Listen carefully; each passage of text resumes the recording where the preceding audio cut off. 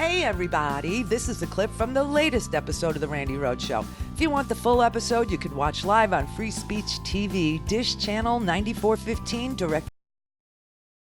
The fault. We believe that all men are created equal. To the magnificent mosaic that is America. From radio beacon to radio beacon. I have a dream today. Change has come to America. Believe me. Knock, knock. Who's there? It's a figment of your imagination. Randi Rhodes Show. Turn up your mind. His arguments were constitutionally incoherent. And by the way, his double standard and hypocrisy beyond words. I know a lot of you, especially in Utah and around the country, are mad at Mitt tonight, and you have every right to be as far as I am concerned. Frankly, it is sad. You know, it's the ultimate act of cowardice that he wanted to rebel against the president, but he didn't have the testicular fortitude to vote guilty on both articles. Like a pansy, like a skirt-wearing little pajama boy millennial snowflake, he only voted guilty on one of them. Isn't that typical Romney, Aaron? He is actually operating as if he's got several personalities, right, and all of them coming together for this one vote today in which he simply is pitiful. And he's pathetic. Romney, I hope, enjoys his brief moment in the sun while he's lauded by the very people who spent the last 20 years attacking him. Because in a few weeks, the phone will stop ringing. He'll be lucky to get booked on Chris Cuomo's show. We won't ever forget. Utah should never forget. And if I have to move there to run against him in 4.5 years, I will. Good for you. Good luck. Good luck with that, Laura.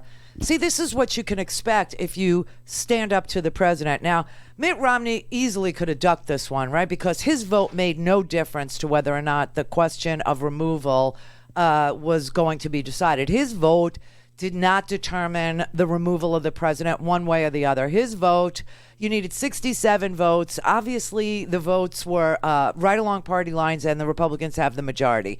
So his vote was a vote of conscience. His vote was a vote that said, I cannot avert my eyes from the fact that the president, without a shadow of a doubt, abused his power as commander-in-chief to enrich himself politically and personally at the expense of a U.S. ally, that the president of the United States asked for, in fact, extorted Ukraine for investigations into a U.S.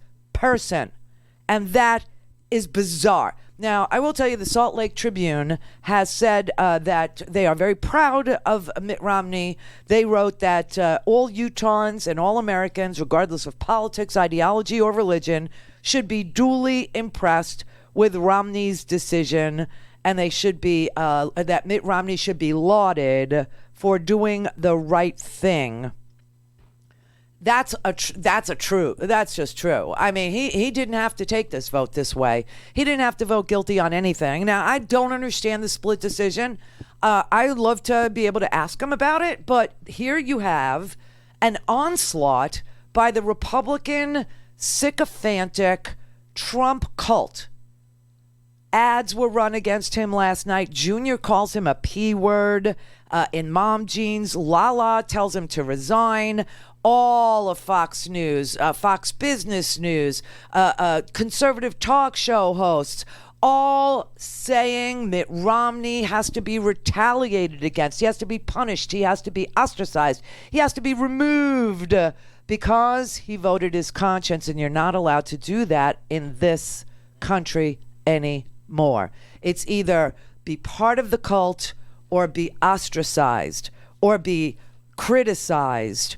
And he obviously consented to these consequences because he knew, he said, I am aware that there are people in my party and in my state who will strenuously disapprove of my decision. And in some quarters, I will be vehemently denounced. I'm sure to hear abuse from the president and his supporters. Does anybody seriously believe that I would consent to these consequences other than from the inescapable conviction that my oath before God demanded it of me? He acknowledged that, he understood that the president was going to retaliate, that he was going to make his life ugly and difficult, and that he'd be name-called and name-checked and all of this.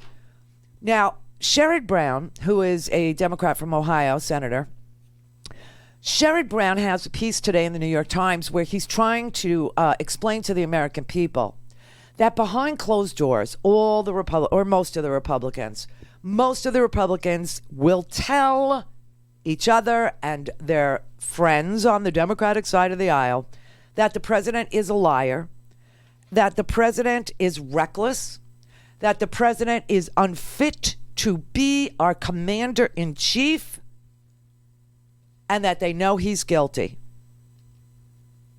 But they all say the same thing. Will the hosts on Fox attack me?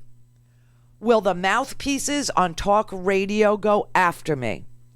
Will the Twitter trolls be unleashed against me? Will the president campaign against me in my home state? Will the president have a primary challenger for me? Will my head be on a pike? And there's no peep from the Republican Party.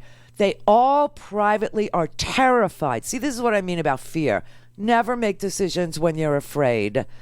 Don't, it just, your fight or flight instincts are just skewed. Okay? You should never be motivated by fear. Fear bends us. It bends us in a direction that tells us to avoid it. Now, how in the world are these senators walking around upright when they have no backbone? Fear. Fear is bending them. And they are cowards. They are afraid of Donald Trump. And here's why I believe they're really afraid of Donald Trump. And it goes deeper than what they're doing to Mitt Romney. What they're doing to Mitt Romney is disgusting. In Yiddish, there's a word called shanda. It's a shanda. A shanda is a sin. It's poison. They are poisoning the body politic. They are poisoning the Senate. They are poisoning the House of Representatives. They are poisoning a democracy. That is what Trump is. He's absolute poison, and he wants to destroy America from within. And they go along with it. And it's not just because of the Fox, and it's not just because of the Rush, and it's not just because of the Hannity, and it's not just because of the Lou, and it's not just because of the Fox and the Fox Business and the Daily, Caller and the Glenn Beck. It's not.